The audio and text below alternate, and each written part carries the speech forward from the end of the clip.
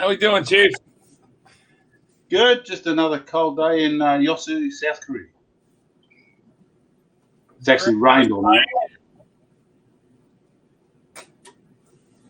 Is there any other kind of day? We had probably one of the nicest days. Well, obviously the nicest day this year. When was it? On Monday, I think it was. Monday or Tuesday.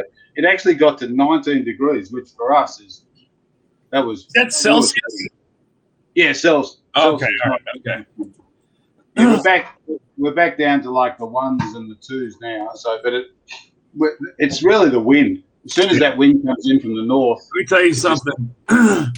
In 22, and I would bet, and they're not comparable, but I would bet that pitching and being in combat, I can handle anything, but I couldn't handle dry, cold wind. No. The only thing I can compare it to, in the early 90s, I was in Chicago during the winter at Great Lakes Naval Training Center, and that place, the wind, like you stepped out, if you didn't have full coverage, you were going to die. And that's what it's like here. Yeah, I couldn't. I think about those guys at the Chosin Reservoir and the conditions that they had to endure, and I don't know. No. It's one of those things, because we talk about history, and I just think of I go all the way back to the First World War, but even the Second World War. In the First World War, like as an Australian or Australians, they volunteered for a war that was way on the other side of the world. Like the First World War really never affected Australia. There was no Japanese invasion or anything like that. So all of the Australian and New Zealand soldiers that left, they went across, and most of them had never ever experienced a winter in their life. Most of Australia, unless you're from the dead south, most of Australia is a tropical climate almost. So they've gone over there. And I also, what amazes me, I think I might have touched on this. My great grandfather died at the Battle of the Somme, and I've got all of his war records, and it's really quite funny. I've got to write a book on it one day. From what I've researched, he was the typical, what we call an Aussie larrikin. He hated the British. He was 40 years old when he went. So my grandmother, his daughter, had already been born. He was a married man. He volunteered to go over there. And what's really hilarious is he had an absolute disdain for both the Germans and the English. So I don't know who he was trying to fight, but he ended up being court-martialed 5 times.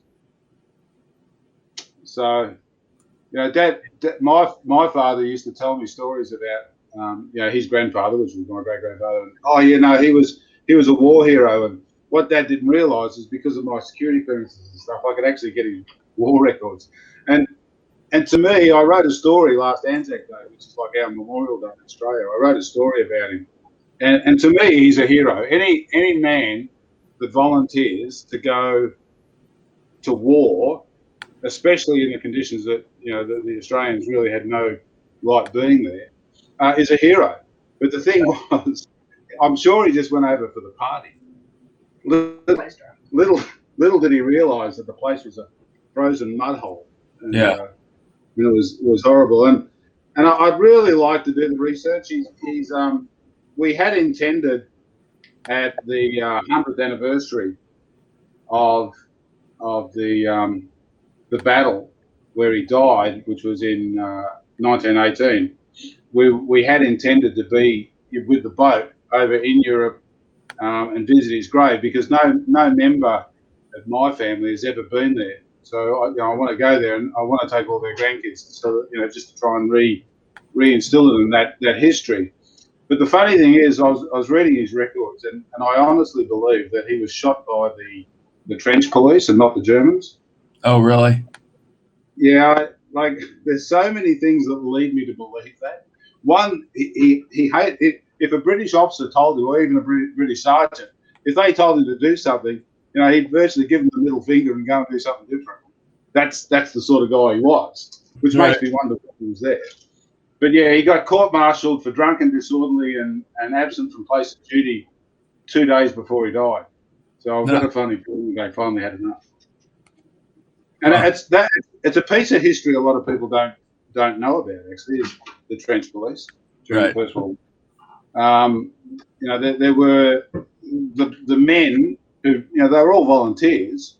Ended up in the trenches, and then if they didn't do as they were told, there was, you know, someone there, normally an arrogant, what we would call a POM, a British guy, was there with a gun, telling them, get going, otherwise we shoot you. Like the commissars. Yeah. Yeah, so it's just an interesting bit of history. I don't know how we got. Oh, I know how we got on that. Cold and wet and miserable. You know, close that door. Cold. Thanks, so you feeling all refreshed today? Yeah, I feel better. I was worn out last night. I think physically and kind of emotionally, I was spent. Yes, it was a long day. And yeah, I know that the rest of the days always creep up on you. Yeah, it's but all better. One of the things. Sorry. No, I'm good. Yeah, hopefully the video quality is a little bit better today. It wasn't bad the other day. Really, I had a look back at it, and I seemed to be a little bit out of focus. So trying to show you detail was difficult. It's also I apologise to anyone who's listening. We really have. I have difficulty trying to concentrate on doing what I'm doing, and then trying to read the comments. So if I don't, if I don't respond to someone, please. It's not that I'm trying to ignore you. I'll go back and read them all later, but it's not that easy. I got a question for you about the printer. I got a bunch of resin. Yep. Now, are there printers that print it's liquid resin, right? That's right. In fact, that's what I thought the Dremel was going to be, and then I saw that it was a filament printer, and I thought, why have people bought 2 filament printers? It's sort of almost redundant. Right. But go on. The Prusa printer, will that print resin? No. The resin printers, I'll send you a link to a resin printer, and Terry's probably listening here if he wants to chime in the comments. But Terry's got both a filament and a resin printer. The resin printer has a basically an iPhone underneath a vat. So the vat of liquid resin is saved, is protected from the iPhone, for want of a better term. It's an LCD screen, LCD screen. So what happens is it's a flat plate about 6 inches by 4 inches, and it's on it's purely on an x-axis. It's just going up and down. It's not going left to right. So what happens is the plate goes into the liquid resin, then the screen, you know how with the filament printer, it's printing one slice at a time? Right. So what the resin does, the plate goes down, then the LCD screen turns on for a second, and that second is enough to set the resin that the LCD screen is exposing. It's sort of like, I won't say it's a UV process, but it's like a UV process. Right. So then that sets one level. So then what will happen is the plate will come up out of the resin. That'll set, which takes a second, and then it goes back down, and it does the next slice, and it layers it up. So it layers it up. So it continually goes up and down, and then eventually you'll see the model that you're modeling is upside down and printing in the resin as it comes up. And the good thing about the resin printers, it doesn't have those. I think you may have said something about the line artifacts on the right. Yeah, well, with the resin printer, you don't get that. The problem is they take longer and they're a bit messier because you have to then take the resin, take the print plate off the printer, slice the model off. You then got to wash it in isopropyl alcohol. Then you have to UV cure it, which all sounds difficult, but it's not really. Right. but I think the resin printers are more useful to you in printing something like a not a Centurion tank, but a Sherman tank or whatever, because it'll print very high detail without all of those artifacts. Where the filament printers are better, one, they print bigger because they've got a much bigger build plate, so they're better for, like, in fact, I spoke to Terry and he was going to send you. Is it Garrick that plays? Garrett, Grant, my young. Yeah, Terry will send you a couple of files. They're fairly large files, but he does a number of jobs for D&D players, right? As in board players, not online players. Right. And he's printed shop fronts, and depending on what the game is, but shop fronts and trees and all that sort of stuff. And the filament printer is much more adaptable to that because it's a big structure. And in fact, those artifact lines, when you start printing things that are organic, like trees, those lines just disappear and they actually give it texture. Whereas Right. when you're trying to print something like, a HO, human, for want of a better term, you definitely don't want that. So that's for people who don't understand how small we're talking about. Let me just go there. That in my hand is my little guide that I use for my reference piece. So the resin printer will print someone that big, with details right down to their eyes and eyelashes. Yeah. Whereas I don't think the filament printer will. But that's only my understanding of it. I'm sure there's a lot of people that have got a lot more understanding, better than I do. Give me 1 second. I'll be right back. Yeah, no problem.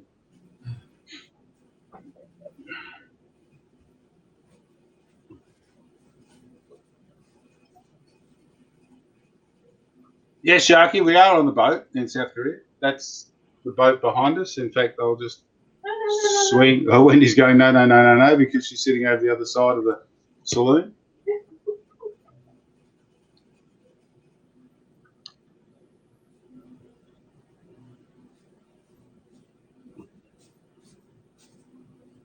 So I've been messing around with some files, printing some stuff just to get used to software on my laptop so I can run it from my laptop there. So this is a Sherman Tank. This is the upper hull to it. That looks pretty good. And then the treads and the tracks all printed as one piece. Yep. But I'm actually making a gantry crane right now. Oh, wow. And it's a 23-hour print job. So you think that that tank would be acceptable painted up? Oh, absolutely. Absolutely. Oh, well, that's fine. Yeah. There's texture, but when you come to understand the process by which armor was made in the Second World War, the castings, they had texture. Yeah. And so it really isn't out of place, but you can get rid of it very easily in some cases. But to answer Sharky for a sec, but yes, I do know who Colin Hay is, but you obviously, Sharky, you weren't familiar with 10 Years After if you didn't understand pictures in an exhibition. That's a whole nother story, Kurt. Right. Just joking. So I'm wondering, did anybody get their kits? I know, James, your kit's still in somewhere, bum crap somewhere. But I was wondering if anybody else that has got their kits, because I'm pretty sure that there were 4 or 5 people that ordered them.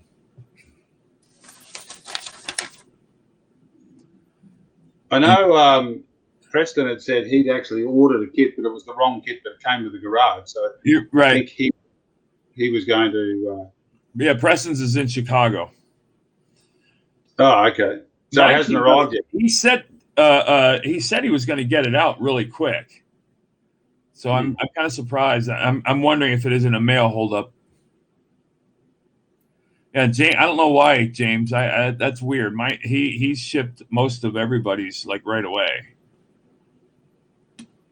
So, I suppose one of the things that people will be able to do is go back on Haps and replay these. So so it's not all lost. And as I've said, and I know you're just as amenable to it, that anyone who needs a hand, I'm always here, and it's just an email away. In fact, I haven't received any emails yet. So if anyone looks at that page that we put up, my email address is there, which is spiritofsobrowen@outlook.com. The Sobrowen is spelled Sobraoe.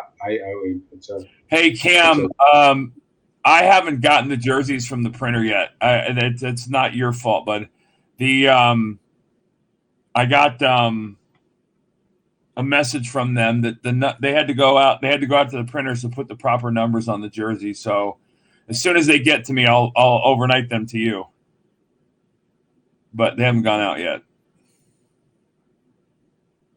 So yeah, no, we can I had forgotten about the playback feature. People can go back. Yeah. Plus, I'm trying to do a bit of if they need to, instead of having to search for the actual, because Haps tends to lose things as you go back, I've found. But what I'm doing after these broadcasts, I'm just taking a copy of the address, the HTTP, and then I'm attaching that in that sheet that I've got on the website.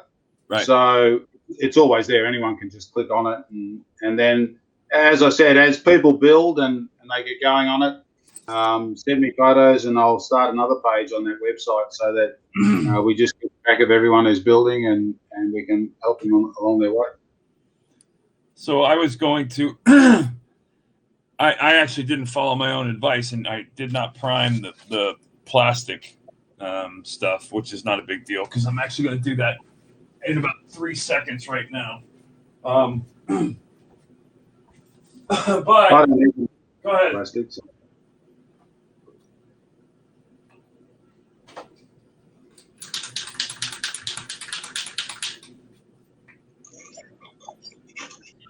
So I'll just move my screen down.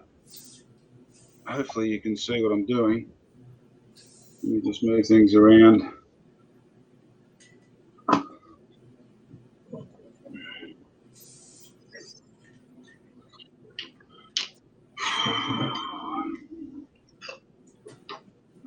All right, they're done. Just wait for them to dry. Excuse me. Okay, so you'll remember that I built the mock-up, which is this one. Right. That's the cardboard, totally cardboard and paper. So I thought later on, if we've got a little bit of time, I'll just do a demo on how I do the paper, so that if someone wants to not buy clapboard or whatever, you can just do it in cardboard. That honestly there is sense. It's that cheap to build. But then what I did last night was used a very fine, it's almost an N scale clapboard. You can see that there. Hey, Gary, your whole camera's out of focus. Really? Yeah, everything's kind of blurry. It's when you get it too low. Maybe it's when I get too close to it. How's that? No, it's actually it's almost like a lot of times on the it's Haps as much as anything. When you move around a lot, it blurs up. Okay, yeah, I'll try and move. No, it's just. I just wanted you to be aware of it. It's not a big deal. Yeah, that's okay. So at present, I'm just using the camera that's in the laptop. Right. I've ordered on AliExpress last week, and it should be here this week, a USB video capture card, so I can plug our Sony camera in, and it should, at least quality-wise, and audio-wise, it'll be a lot better. But yeah, so I've built the frames in Clapboard, and I've stained them. So and instead of like on your, I'm sorry, Gary. Let me interrupt 1 second, okay? While you're doing that, guys, I am going to. So I have my walls initially painted. So one of the details that you'll eventually get around to, you don't have to do it on this one, but you're going to find that for the bang for the buck, it's one of those things that ends up making a huge difference in the final appearance of a kit, is basically putting nail holes in the boards. And you can do that a couple different ways. You can use, obviously, a very sharp pointed object, because, I mean, the clapboard's pretty sturdy. Or you can get, from Micromark, they sell a set. They're called bounce wheels. And basically, these are just, they're bounce wheels. They're used for sewing and all that. And basically what you do is, what I will do is I'll put a steel ruler down here, and I'll run these along the boards, and it'll make a row of nails. And then later on when we weather it, you'll notice what a difference it makes. So I'm going to do that while you're talking, Gary. Yeah, well, I do the same thing. I've got a bounce wheel as well, but the problem is the one I've got that I bought here is really cheap, and it does a pretty nasty job. It's too wide.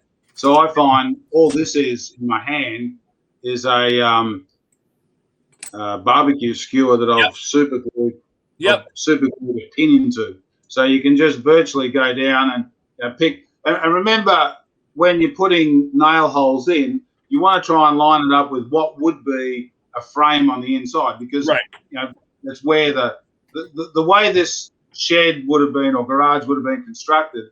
They would have built the frame, which is what I've done on the back here, and that's different to what the kit does. Now, there's no reason why you can't do this on the kit, so that when you look in the front door, you actually see the frame. So line up with one of those, and then just go down. I'm sorry, I don't mean to interrupt. If you can see here, you'll buy a set, and they're usually come in like a set of 5, and basically they'll have 5 different sizes of wheel, which will just differentiate the spacing between the spikes to allow you to get almost like scale spacing in the nail holes. So sorry, go ahead. No, that's okay. So I'll be doing mine. I'll probably do it later because it'll take me some time. I'll go around singularly and put each nail in. And also what I'll be doing is along the rooftop, you'll notice in the photograph of the actual building that I'm reconstructing, the tin roof just folds over the edge, and it looks like someone's put like 1,000 nails into the thing. So I'll put a lot of holes into it. And as Kurt said, when we put a little bit of black ink or wash on it or whatever, that goes into those holes, and then it just makes the small hole stand out. The other thing, there's a couple of other things that I do, and just about every modeler now does it because it's been on the internet for so long. But you can actually lift clapboards. So you can go in, this is just a bit of scrap that I've got. So you can look at, where the board is, and where the nail holes would be. I'd normally put just a slight cut. So sort of every second board I'll cut, so that when the ink goes into that, you'll see the end of the board. But then you can get your knife into it, just under the board, slice back and along like that, a little bit of pressure, and then just lift that board. And it's really, some guys with the bigger clapboard, you can extenuate it, sorry. But what it does is just gives the detail, and you're probably not going to see this, but once I've built this, I'll actually put some really close-up shots. You'll actually see the end of the board sticking up, as if, you look at any old photos, the boards eventually start to pop from the nails. The other thing I like to do, and let me see if you can see that. Can you see that small dot? Yeah. On that board? Okay. What that dot is, I'll just show you. I'll do another one. That's a knot hole. And again, this is when you get crazy, but in the center of one of the clapboards, if I twist in, this is a 1mm drill. I really need a 0.5 millimeter, and they're on their way. I've ordered those as well. But if I drill a 1 millimeter hole through the clapboard like this, just by hand. Okay, so that's through. That's a 1 millimeter hole. So 1 millimeter is roughly 3 and a bit inches. So that's a 3-inch knot in the board. Now I could just leave the hole like that, and you know, when it's all weathered up, you'll just see a hole. But the other nice thing to do, remembering that a knot in wood is coming from the opposite direction. So if I just get a little bit of white glue, just put it here. I get a toothpick, dip the toothpick into the white glue, then insert the toothpick into that hole. Then I just need to clean up around that to get the glue off it. The glue will hold that toothpick in, and I can just take the side cutters and cut that off. That's gone. Now it's in the build somewhere. But what that's done is put a piece of wood in a circular, but the grain is running the opposite direction. So when I put a little bit of weather and stain on that, when I take, to the human eye, unless someone gets down really close, they're not going to notice it. But when I take a photo of that, you'll actually swear that there's a knot in the board, and it's a really cool feature. So I'm going to give you guys another way. So if you can see this X-Acto, this is a flat blade. It's used to scrape and whatnot. You can use this, or you can use a razor blade. I ordered, you can get like 100 razor blades for like $5. Yeah, they're the best. Yeah. And to do what Gary just talked about, the same thing, to lift these clapboards, to give them weather, you can take the flat end of the blade and slide it at the bottom of the clapboard, and it'll go in a little bit, and then you just can pull it up, and you'll end up getting a little break in the board. It's something you can overdo, so you got to pay attention. But it's a way to go. Right, if you're making a really old building or something that's worn, you can go along and put this thing. I use this knife because I have so much more control over it. And then you just lift the board, just gently lift it up, and it's going to be hard to see here. Yeah, you'll see it in the final You'll see shot. it as it comes out, and you can use a blade or that, or what he was talking about. I couldn't agree more with what you just said too. Is be judicious with it. One of the things that if I was critical of some modelers, they see these sort of techniques, and then every building they do has got lifted boards. Right. And it's like the Windows thing. It just becomes a little bit too regular. Yeah. So to me, it's the odd lifted board on a building here and there that actually will get someone's attention, rather than every building that you've got has got lifted boards, because people will start to think, oh, you buy that wood with boards like that, rather than there is a bit of an art and a skill to it. Right. So what I'm going to do, Kurt, is just quickly, I've got this. This is my 2 millimeter, or I think you'd say 1/16 right, corner post. What I'll do, I've stained them, and the way I stained them was similar to what you did. I've used ink and alcohol, but I mixed a little bit of brown house paint into it, because I really wanted to get that. And you'll notice that the colour of mine is very different to the grey of yours. right. It's got a bit dirty sort of brown colour, because what I'll be doing is trying to build up layers over the top of that. So that's the last of the colour that we'll see coming through, will be that brown, and I'll be putting white washes and that sort of stuff to tone it down as I go. But for the corner posts, again, I'll use this. This is, it's not craft paint. This is actually, because I can't get craft paint here, this comes from the local department store, and in their paint section. In Korea, they sell colour paint, like wall paint, in these bottles. And it's an acrylic paint, so it's no different to artist acrylic, really. So it works just as well. But what I like to do when I paint, I've got this brush. When I'm trying to do like a faded, chipped white paint, this brush is good. I can almost dry brush, and I'll dry brush it down just on two sides because the back side will go into the corner of the building. And I'll just get some paint on this.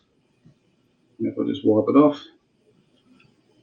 If I just paint down and just drag it, and I'm not trying to paint it, all I'm trying to do, I don't know if you can see that, there's just a small amount of paint down the top of that board. So I'm allowing a lot of the brown colour or the wood colour to come through, and there is no right and wrong. You know, one of your boards could be like quite heavily painted, another one can have hardly any paint, because what we're trying to achieve is a like a peeled painted effect. So if there's a heavy section, that's fine. If there's a lighter section, that's also okay, because the sun doesn't discriminate on colour. Well, it actually does. It discriminates on red. It doesn't like red. The sun.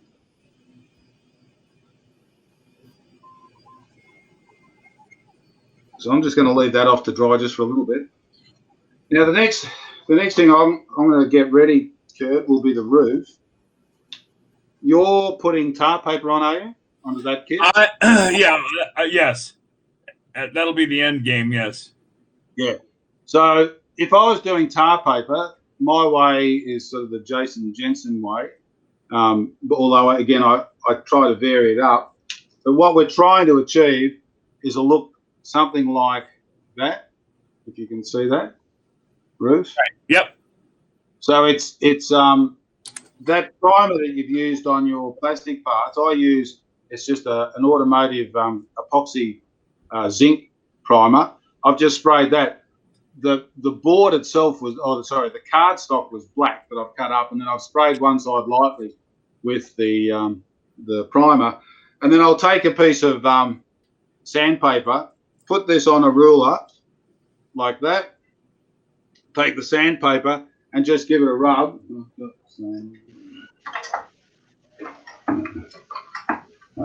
Anyway, I'll just rub that on there, and it'll just take some of the grey paint off, and you end up with that sort of worn black effect coming through.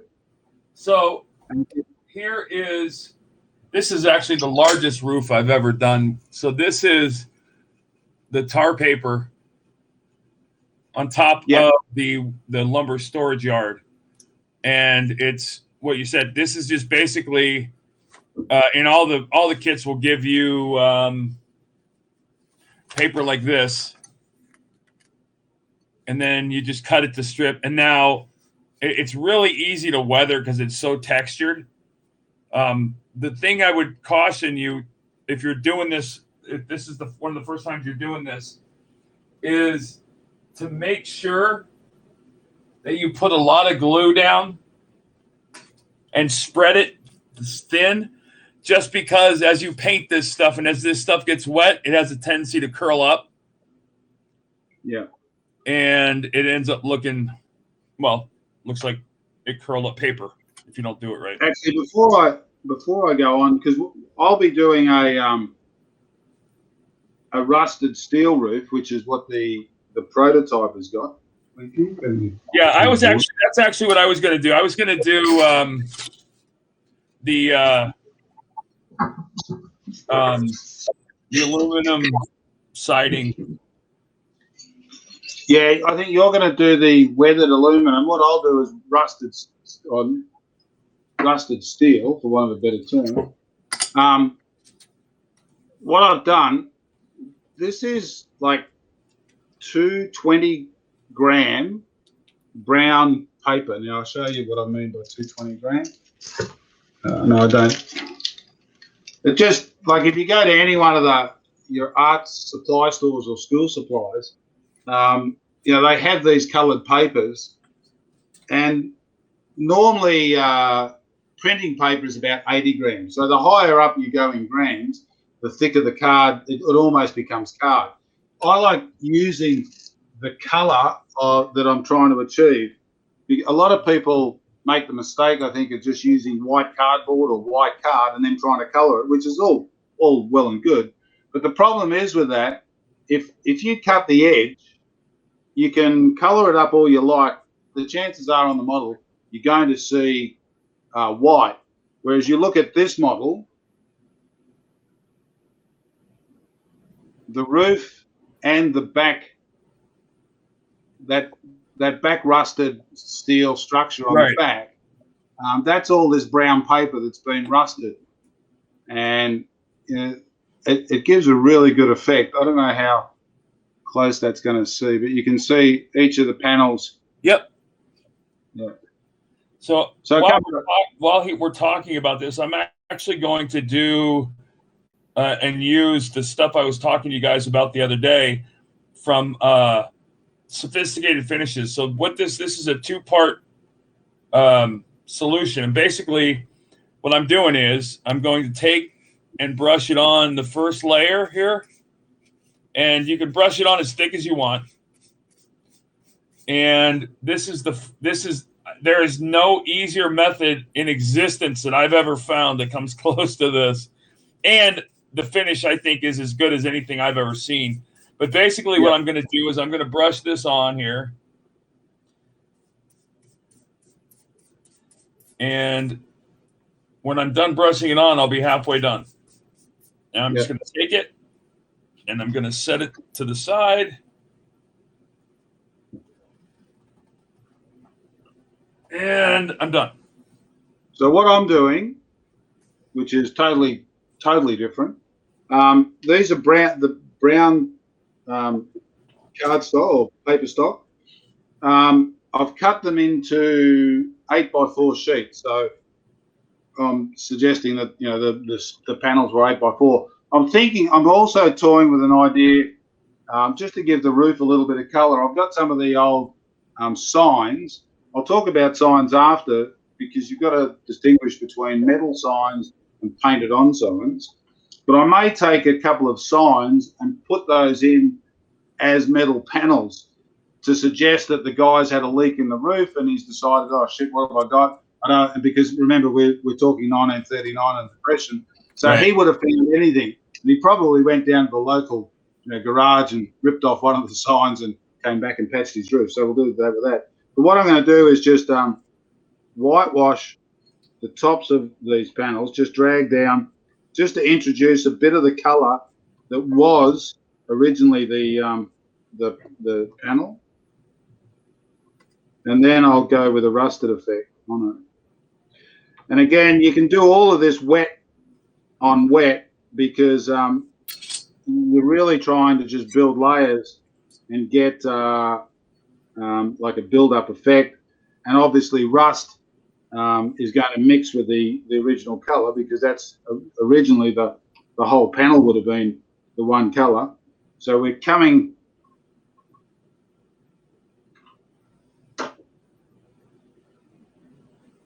and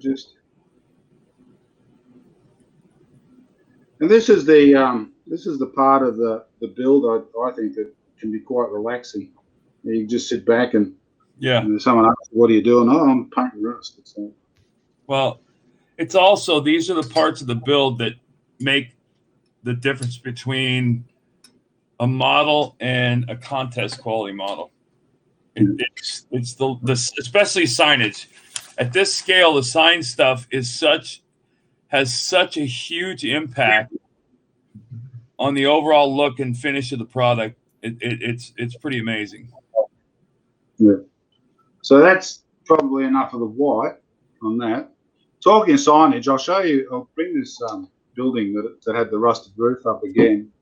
Just, I don't know if it's going to focus on it, but what drew me to this building, the reason I built it. It's in North Carolina. It's still standing. Let me get this in shot. Can you see the signage on the side Yep. of that? So the Coca-Cola stuff, but the whole front of the building is just completely covered in tin signs. Yeah. And that's prototypical. That's what the real building has got on it. Just all over the front, there's heaps of signs. And what I was saying with signs, I noticed, I watched a video of a guy building a structure, and again, I no names and no thought muscles, but he was well intentioned, but he didn't understand. He'd obviously watched a couple of the better modelers talking about sanding the back of a sign and applying it to a building. Now, you've got to remember, not all signs need to be sanded. If the sign is a metal sign, of which a lot, back in the 30s and 40s were, they were normally metal enamel. So those signs, if you sand the back of them and try and blend them into the clapboard, you're actually defeating the purpose. Right. You actually want that sign to stand off like a metal sign. So the effect that you need to put onto that is rust. And then the signs like, that Coca-Cola sign, for instance, on the side of this building, that Coca-Cola sign was designed to look like it's been painted on. And the greying that I've got coming through that sign is supposed to represent the wood, like the red has started to fade right off the side of the building. So the timber is starting to show through. And if you saw it, I can put photos, in fact, I've got photos, I think, of it on the website. You can see the clapboard through that. Whereas these metal signs down the back, what I do is the same as what we're doing with the clapboard with the nail hole or a very sharp pencil, just putting a dot in each corner, which represents the nail or the screw that holds that sign on the wall. And then normally what I'll do is then take some weathering chalk or a bit of brown paint and then just give it a rust streak down from that. So,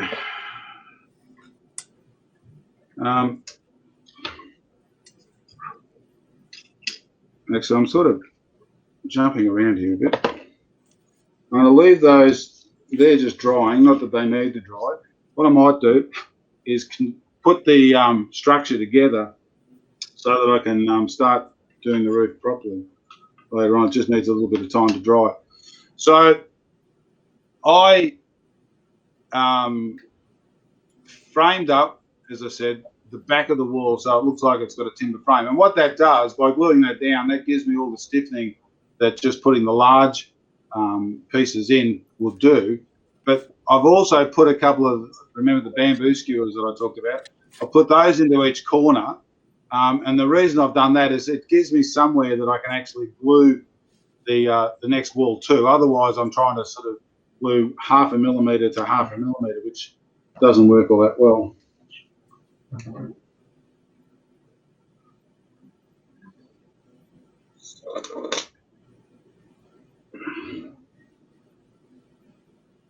Again, this is just regular. In the US, it'd be Elmer's glue. Over here in Korea, it's different. My favourite glue applicators are these cosmetic. Yeah, it's amazing. Well, and it's one of those things you don't realize early on. Is especially, it's one of the reasons why I do a lot more painting before assembly now than I used to. It's just because because these structures are so small and so light that if you don't frame them up right, or if you don't put enough glue and you don't kind of reinforce the bond, you end up with broken stuff. But the glue resists paint, and it looks terrible if you don't do it right. So I'm just cutting the corner posts. I think you glue your corner post onto the corner first. Yeah, I do. Yeah, I prefer to do it like this, where I can I'll put the two sides together and take one of these applicators, get the glue down in there, and it allows me to readjust the corner to get the gap closed up as much as possible.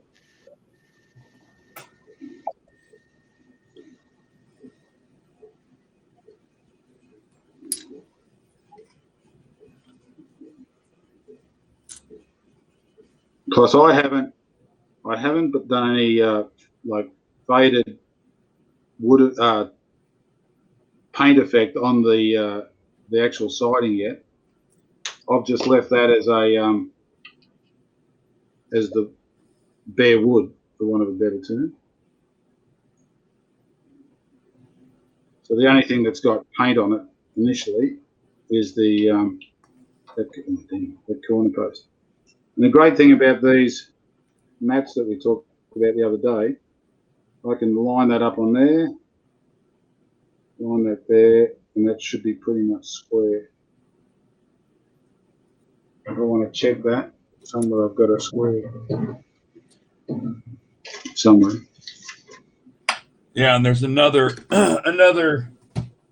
one of my favorite tools is, and you get it from Micromark, are these corner magnets.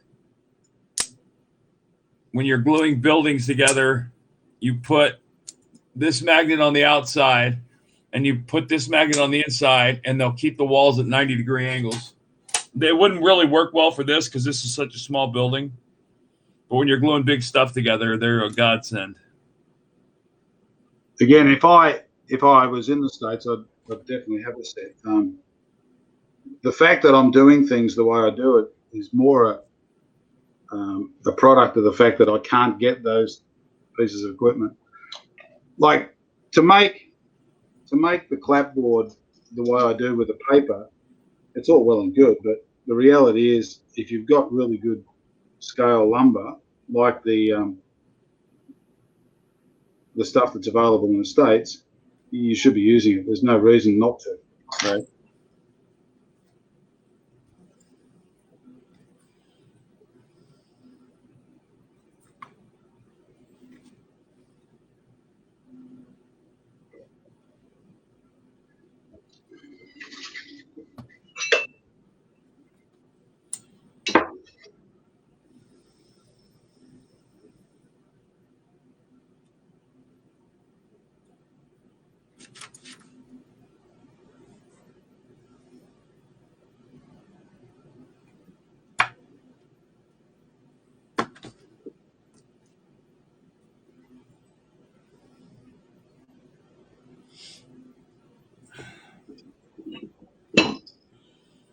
So I've got those three walls now set. I'm just going to leave that for 5 minutes or so. The other reason I'll put my trim on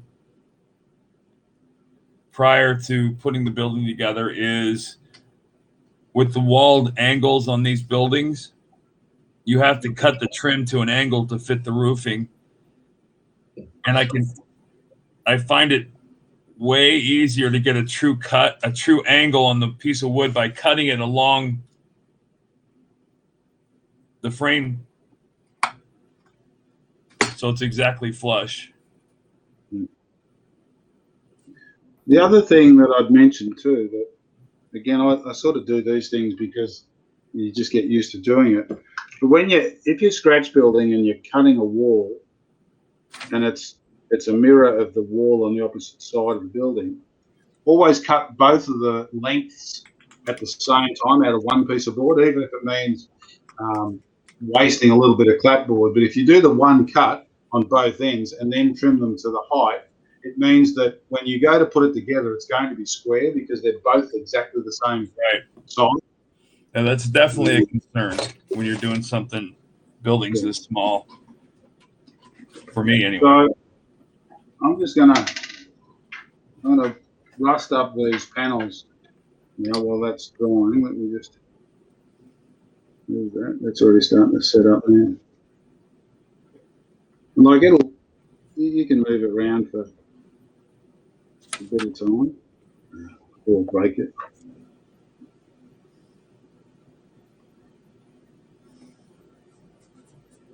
I'm sure I said I was going to leave it alone. Okay, so that can sit there. So what I've got, I mentioned this the other day, the 3 colours of rust.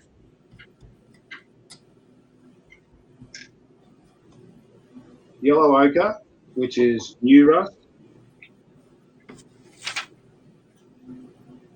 Burnt sienna, which is the sort of the majority of the rust colour.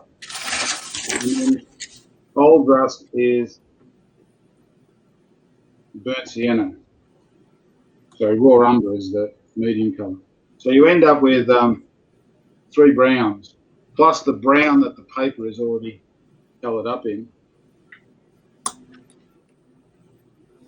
And these are just normal artist acrylics that you would buy at any art supplies. You know, they're like a whole pack of like 40 colours is about $20, thereabouts. So we're going to take a piece of foam, exactly as Kurt did. The first colour is the darkest colour, which is the burnt umber. So I'll just blot that out. Now, I'm just going to, you can see, I'm just blotting over the white and the brown. This is just going to add, not only are you adding colour, but you're adding texture.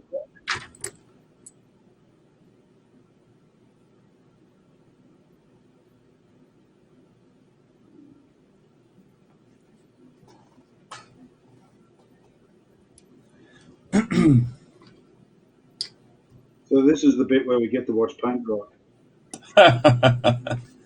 Riveting television.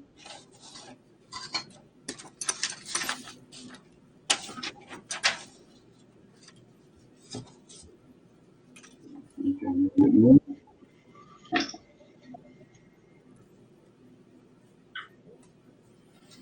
I really like the quality of the components in Doug's kits.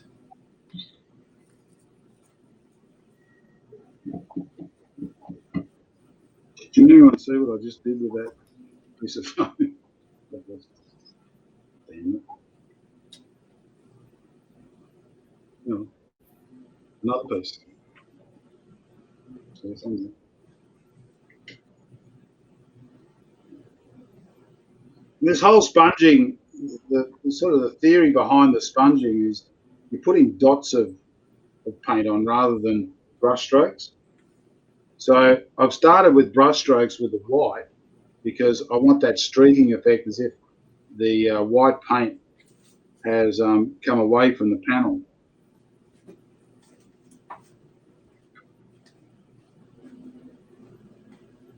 Okay, so that's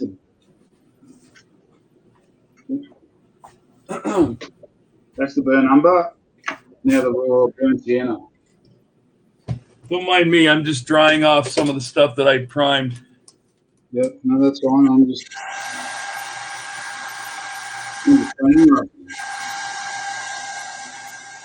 the other colour that I sometimes introduce into these rusted panels is I've got a metallic silver, and I'll just put the smallest amount, just a few dots of it here and there on the panel, and basically even a rusted panel at some point, some of it may still be metal, so it may show through as metallic.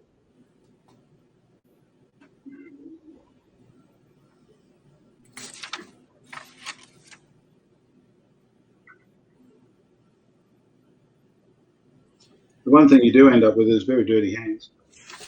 Yeah. Especially with the sponge, you end up putting more on your fingernails than you do on the panels.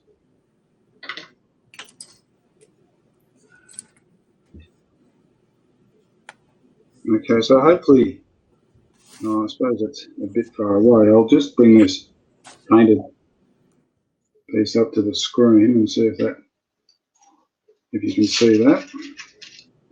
So what we've got now is what looks like a bit of a mess on those panels, but you'll see when we start putting them all together, they just sort of start to blend. You get a pattern.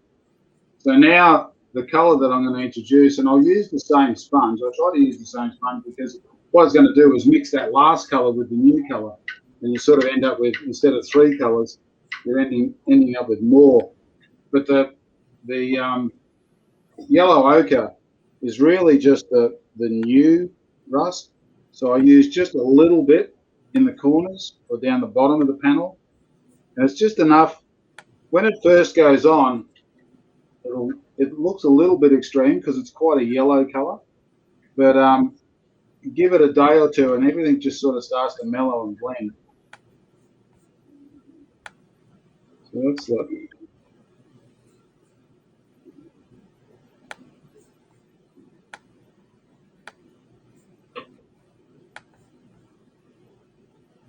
so for the guys that build Martin's Garage, the Foscal kit, there's no reason why you can't do this with the tar paper that Doug will provide with that kit.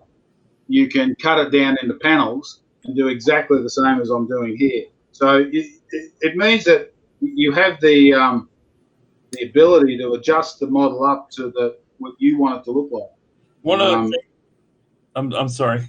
No, you're right. One of the things that I say this a lot, if you're a modeler, this makes total sense. And if you're getting into modeling, it'll eventually make sense. But when you're working in HO and when you're working in N scale, the roof of the buildings you build are the faces of the miniatures you paint. When you think about the eye level and the viewing level of someone looking at your railroad or looking at your diorama, the first thing that they see of any structure 99 times out of 100 is the roof. And there's so much personality, I guess is for lack of a better word, in roofs of the 1930s, 40s, and the pre-industrial era, even now. But there's so much you can do to, in a sense, dress up a kit and make something, which is exactly what we're doing, by the way. These kits are minimalist from a footprint perspective. This won't take up any size, the building itself, but the roof will make it stand out. To me, two things. The roofing, whether it's tar or aluminum or siding or whatever, and the signage. Those are the two things at this scale that can make a model just separate itself from other stuff. And in a diorama like the one we're talking about building, this is all about the little details. You'll see when we do the clothesline, you'll see when we do the outhouse, structures that aren't very big. And just let me jump out real quick. By the way, Mig Jimenez from Ammo Productions. Ammo is a great company. They're very focused on military modeling, but in the last probably 5 years, Mig has got into model railroading very heavily. I highly recommend, if you work in plastics, that you try. Let me see if I can get it in the camera here. There we go. This is their extra thin cement. And for those of you that don't know plastic modeling, basically the glue you use in plastic modeling superheats the surfaces and kind of melts them together. It comes with like a micro brush. And all I have to do is touch it which is all I did. I touched it to the connection between these two pieces, and the piece is glued forever. So be sure you're gluing the right piece. But I highly recommend that glue if you're going to be doing any kind of plastic work, especially miniatures, because one of the things that we deal with at this level is I've got grape ape hands. My hands are rather large. So the less fondling of the model I do, the better. Now, the reason you see 15 different bottles of glue on this table is this exact reason. Can I interrupt you there for a second, Kurt? Go ahead, buddy. Wendy's laughing at the fact that you're fondling the model. Yeah. But if you look at my table, as you have in the past, you'll see probably Well, there's 5, 6 different glues in my line of sight right now. This is why. So the plastic glue works perfect. But now that I'm putting this plastic door onto this, my go-to now is a product. Well, it's Gorilla Glue. If I haven't glued the lid together, I love this stuff. And I'm also going to recommend Wendy's favorite product, this little tube of boogers right here. This is called Quick Grip Glue. And I don't know any other way to describe it. And I'm a grown man, so I'll say this with no reservation. It has the texture of boogers. It just does. And it dries quick like boogers. And to the effect of boogers, what I end up doing is I end up wiping the top of it under my desk every time I open it because there's extra glue. However, when you're putting together small assemblies, one of the things you kill for is tackiness in your glue. And this stuff, it literally is quick grip. It's as good as anything I've ever used to get a firm grip on an object and keep them together. So now I've got to try and resist not touching this. No, I thought you were gonna say not picking your nose. Yeah. But what I do with this glue here is, again, from Micromark, you can buy a package of glue nozzles. Let me see if I can show you. I'll find them. But if you see, the nozzle on this glue tip is about 2 or 3 inches long, and it's taped to the bottle. And I'll put that on here because I want to. Glue application is actually like a little bit of an art form at this scale, and so, and it's almost insta setting too, which is great.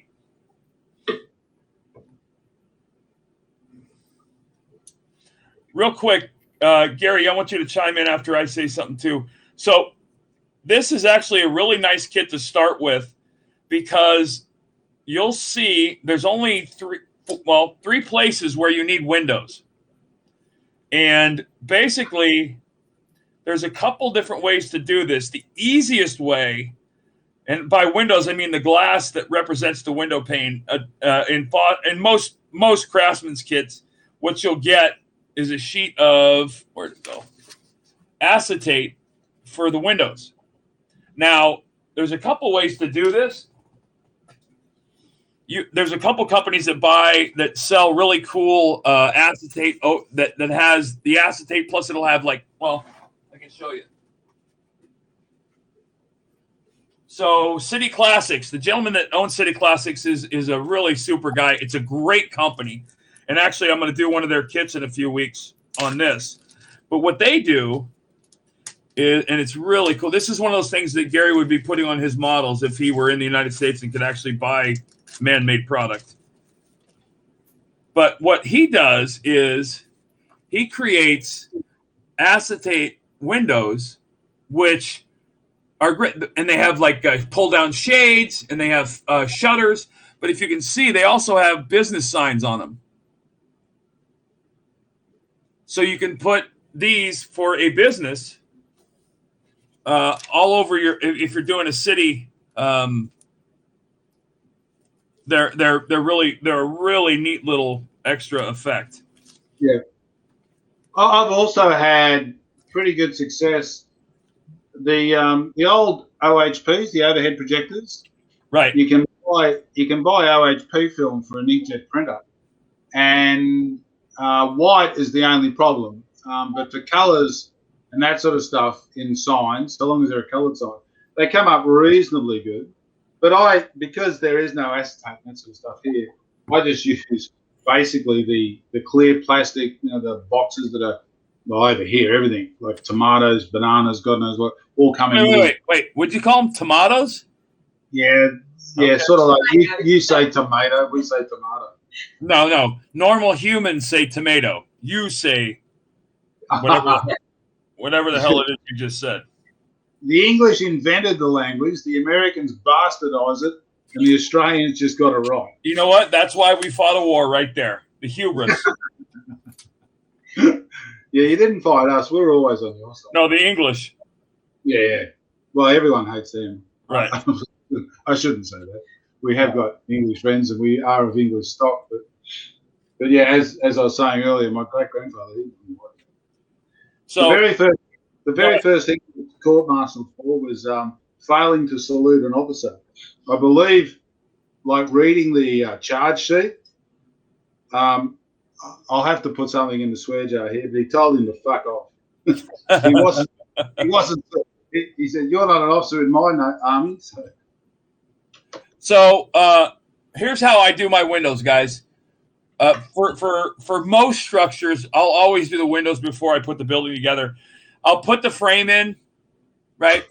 And for all the kits now, the windowing is so damn easy when you're not scratch building, because the laser cutting and all the parts and stuff, they literally fit snug.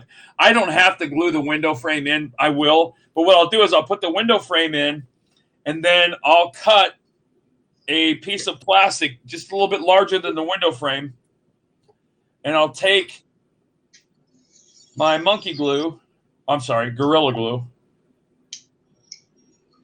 and I'll just and Gorilla Glue you can buy in multiple ways. You can buy it in the regular tube, you can buy it with the minuscule applicator. I have one. This one is brush and nozzle, which works perfect for this stuff. But basically, I just drop it down there, and it doesn't have to be square because no one's going to see it. It just has to cover the window, and it does.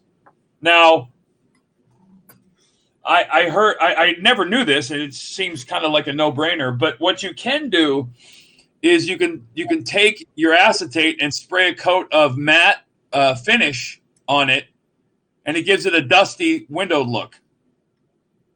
Otherwise, unless you're lighting the inside of your building, you're gonna have to come up with some, or if you just don't care, that's fine too. But I'm a stickler for detail, so I'll pay extra close attention. And I mean that big hotel that I put together, I put window shades in every window. Not sure why, but I did. Well, I think when you eventually you'll probably get around to illuminating, or you want to illuminate. And if you haven't already done that, if you haven't got the window shades in there, trying to get them in once that building is done, you can't do it. It's not an option. It really isn't an option. It's not. I mean, I would tell you that the monotony of putting them in is absolutely worth realizing afterwards you can't do it. And basically, it would be a model I wouldn't be able to display, because it's a very noticeable thing. And when you end up putting in like window shades and stuff, you just add a level of another level of detail that separates your model from someone else's. And one of the things I think I wanted to mention here is, and I said this a week or two ago, for those of you that are going to build along with us, you can't take this hobby as a competition when you start doing it. Now, once you get going, I absolutely, like Gary says, when I'm building stuff, I'm paying attention to the detail of what it's going to look like in a pit. And there's no better way to find out how bad of a modeler you are or how good than taking a picture of your model and looking at it. That will encourage you and discourage you at the same time. Yeah. Because the good ones, I can tell you honestly, and Meg Jimenez, like I said before, is one of the ones to look at. The good ones, this is every bit an art. And they will build dioramas, scenery dioramas. They're not building any people or any structures. They'll build a scenery diorama that they will then photograph, and you will not be able to tell that it isn't real life. And I think that's all of us, even the 6-year-old kid who gets his first model plane kit well, I don't know if that even happens nowadays, but yeah, back when we were younger and you got your first kit, you were always trying to achieve that absolutely realistic look.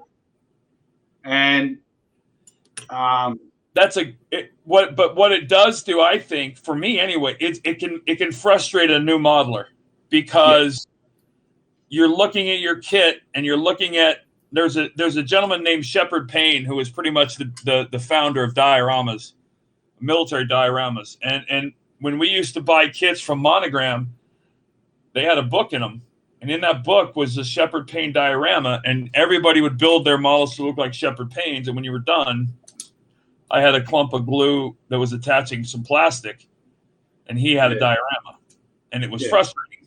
But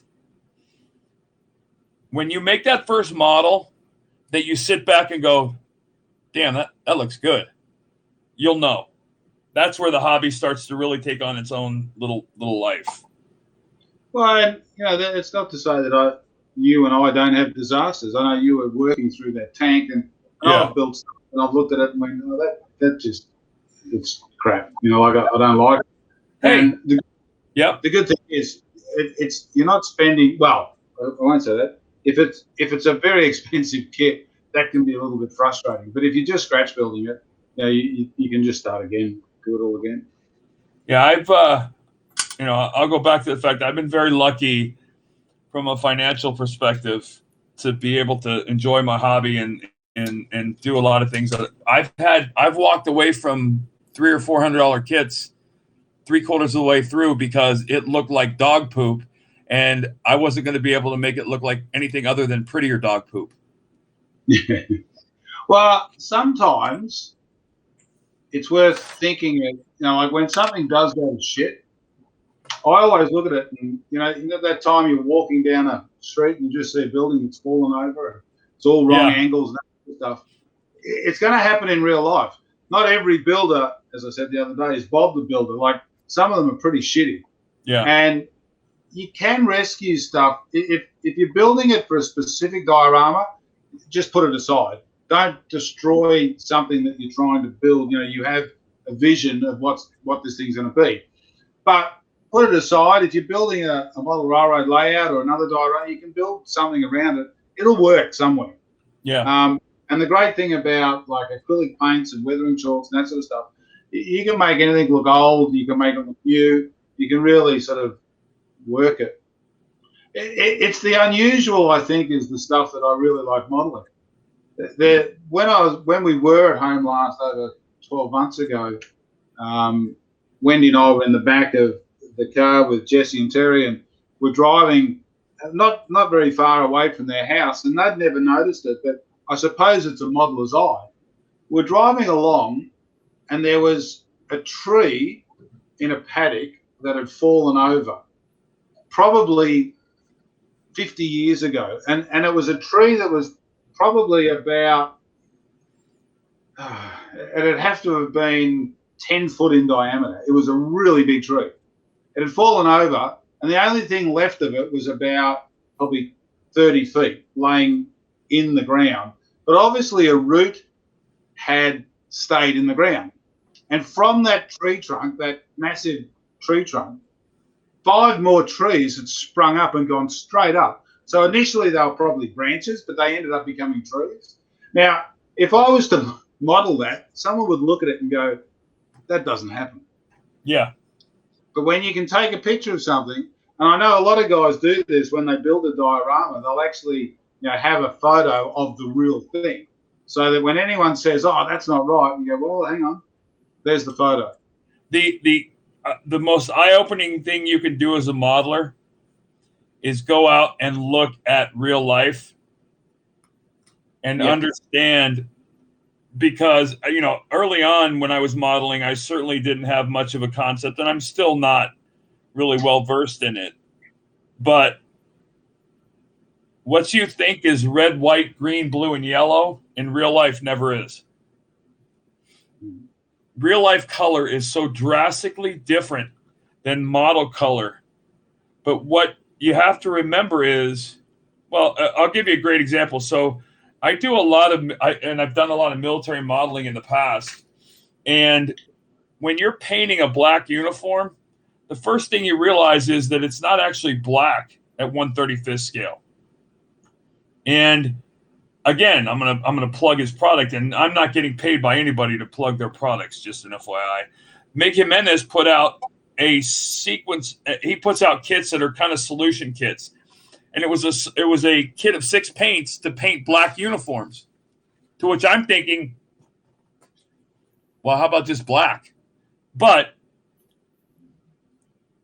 a black uniform is like an off gray, and the shading and coloring and all the things that go with that. It's very cool to look at, and that goes back to what we were talking about with the roofs. When you go out and look at a roof, you're going to be stunned to realize that in real life, tar paper really isn't that black in real life. It's aged. Yeah, it fades.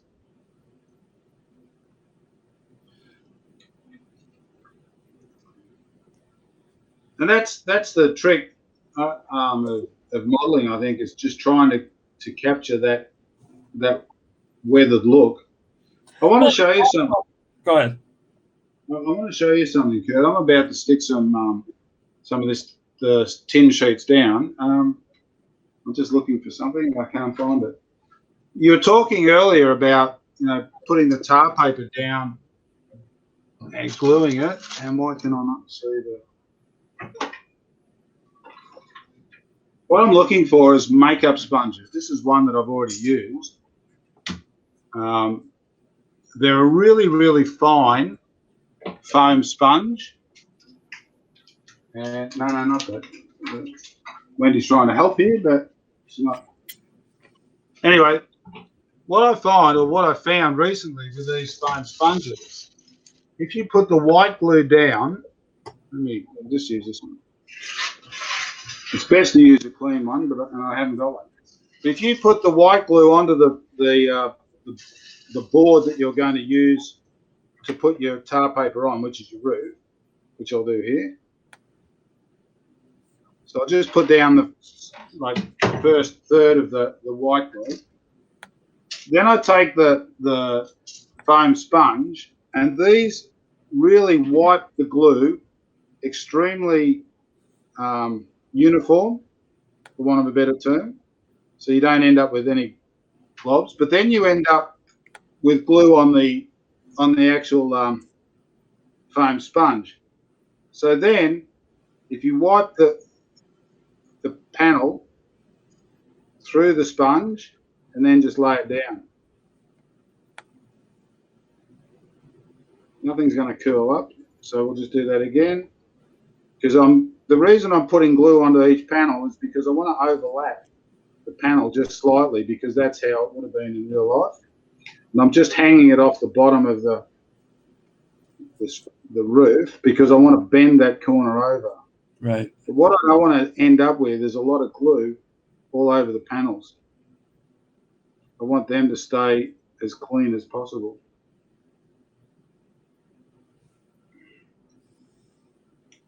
Yeah, but look at it, I didn't do enough panels.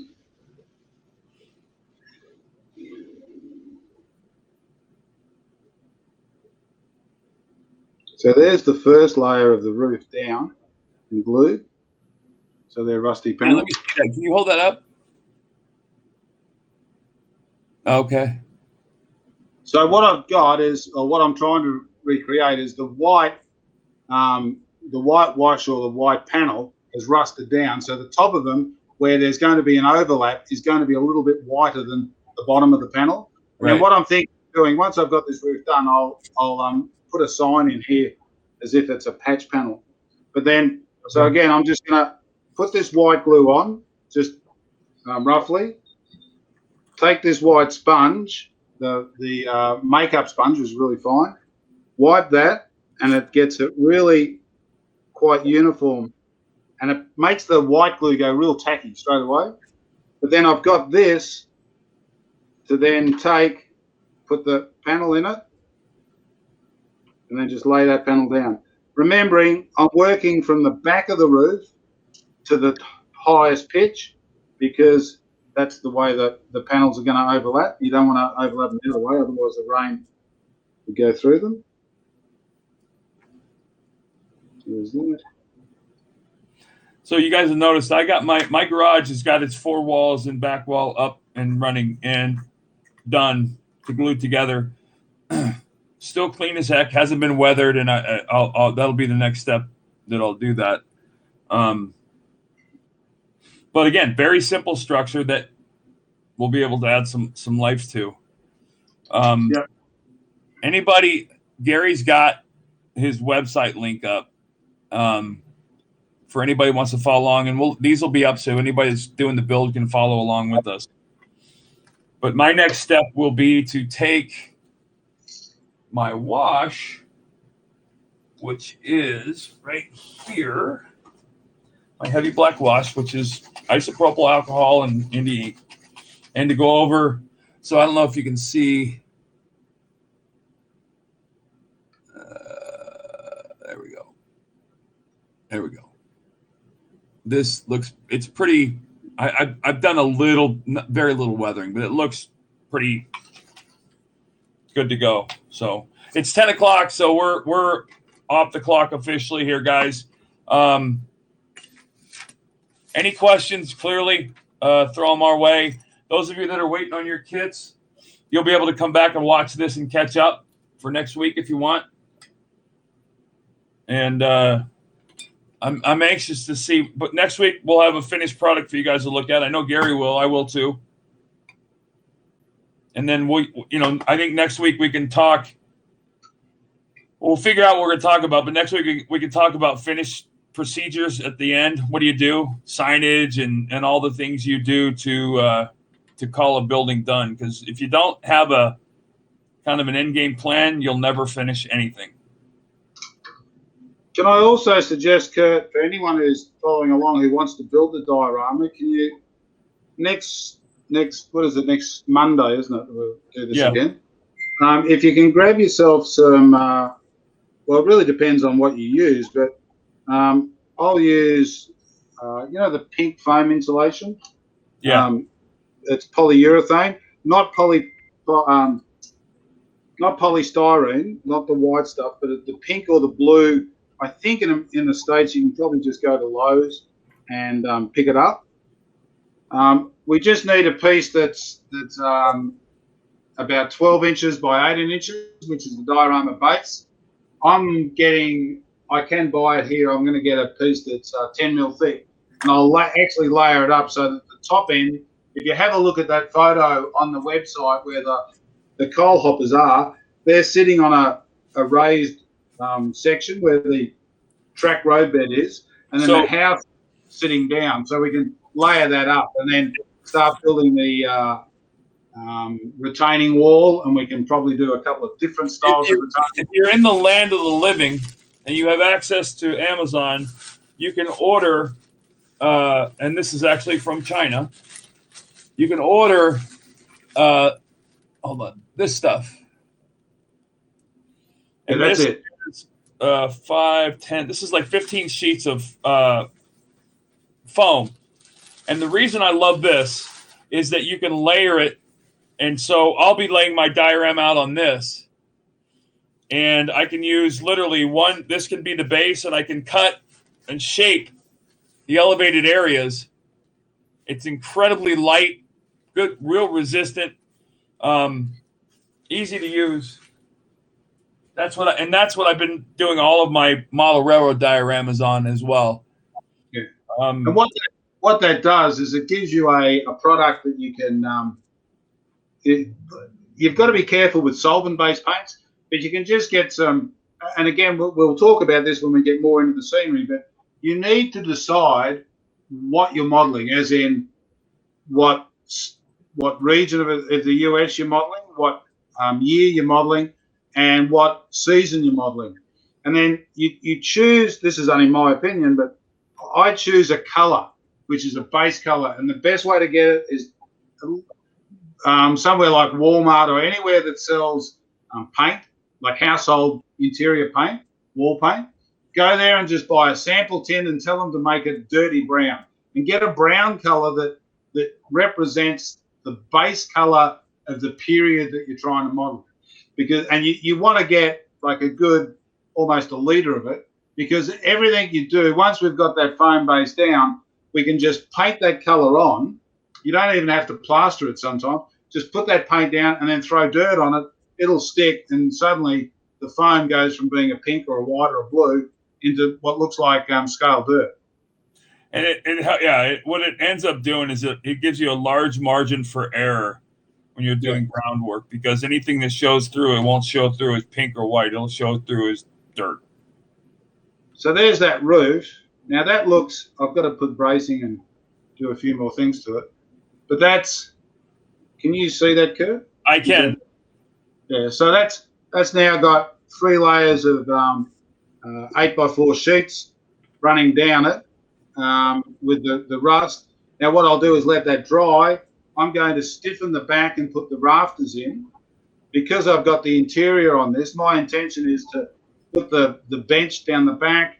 I'll probably print up a couple of old, I'm sure I'll be able to find them, but things like the war pin-up girl posters and that sort of stuff. Right. Stick those on the wall down by the bench, put some tools on the bench, and just make it look like it's, because I was thinking about it. Sorry. I was going to show you. So this is the little workshop for my lumber mill. Yeah. And you can see I've got a couple of saws and drills and vices and whatnot, stacks of wood and whatnot.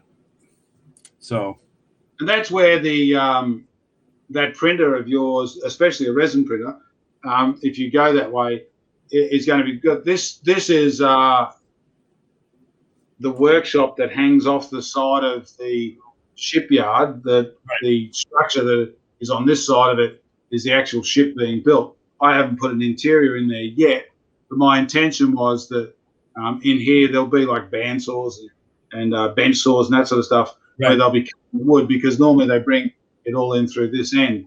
And it's those sort of details that'll just, it lifts the model. And a lot of people who are just glancing at it won't ever see it, but the person, it's always the kids, which is, I think, kind of cool. But when I've had stuff at an exhibition or something, it's always you come up and they go, oh wow, look, there's a guy in there doing whatever. And like, that the thing about, you find out at things like that we're all kids, because adults will just get consumed by stuff like this. Yeah. Well, I know, like when we build the outhouse, if anyone wants to, they can go to I think it's Noch, N-O-C-H. It's a German company, but you can order it on Amazon. You can buy a guy or a girl sitting on the shitter and put her in the outhouse. Yep. All right, Garrett. I've drawn the outhouse up. It's going to be for our big fingers. Yeah, I actually have one from another kit that I built, so I'm going to cheat. You're going to cheat. Yeah, I'll be scratch building it just purely out of wood. Yeah, good luck with that. Yeah, thanks. All right, Garrett. Thanks, brother. So do you, I'll catch up. I'll be around tonight. Yep. And to everyone that tuned in, thanks a lot. And we'll see you on. Thank you guys for checking in. Talk to you guys.